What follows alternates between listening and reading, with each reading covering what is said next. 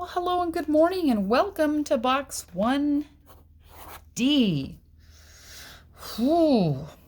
Looks like we're going to be creating a lot of equivalent ratios today. I got the hint because I read what was going on.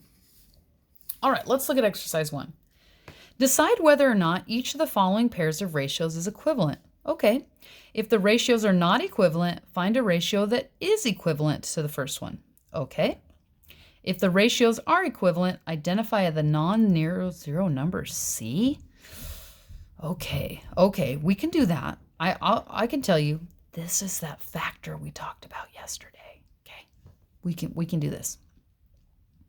That you just multiply each of the blah, blah, blah. Okay, let's see. So we got to figure out if 611 and 42 and 88 are equivalent. So I'm going to first look here because I know 11 and 88 faster.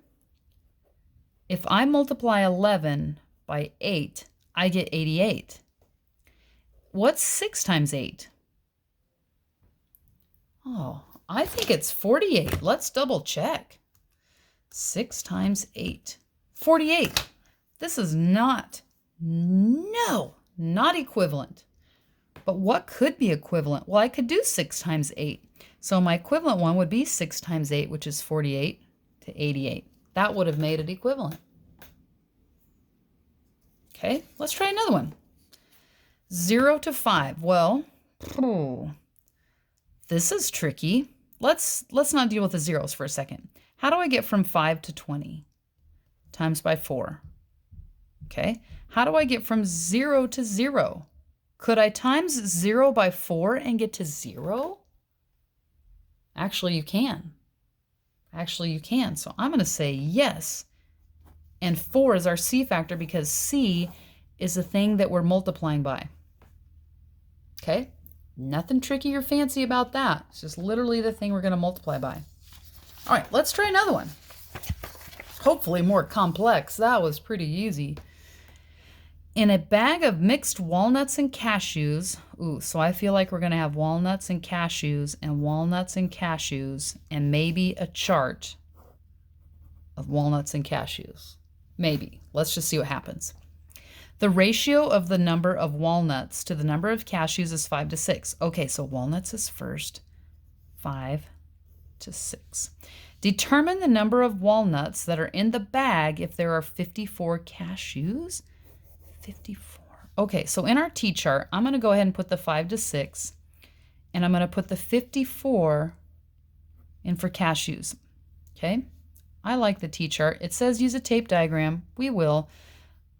But I think once you've done the tape diagram a couple times, you'll say, oh, I get it. Let's do this now.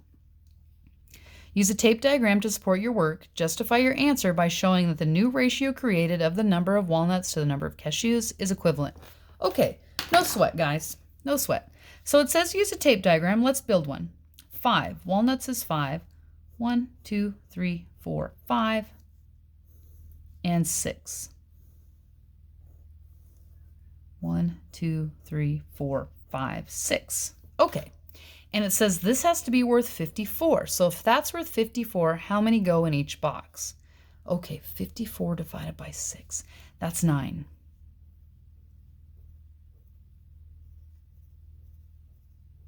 1, 2, 3, 4, 5 times 9 is 45. Must be 45 walnuts.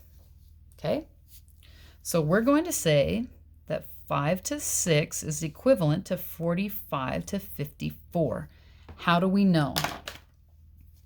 How do I get from 5 to 45? Times by 9. What's 6 times 9? It's 54. So the C factor was 9. All right? And that's us justifying our answer by showing our new ratio you created. Boom. Okay? If you get stuck on your problem set, come back to this and see how we showed our work for the very specific things they were asking for. Okay? So your problem set says use diagrams or the description of equivalent ratios to show that the ratios 2 to 3, 4 to 6, and 8 to 12 are equivalent.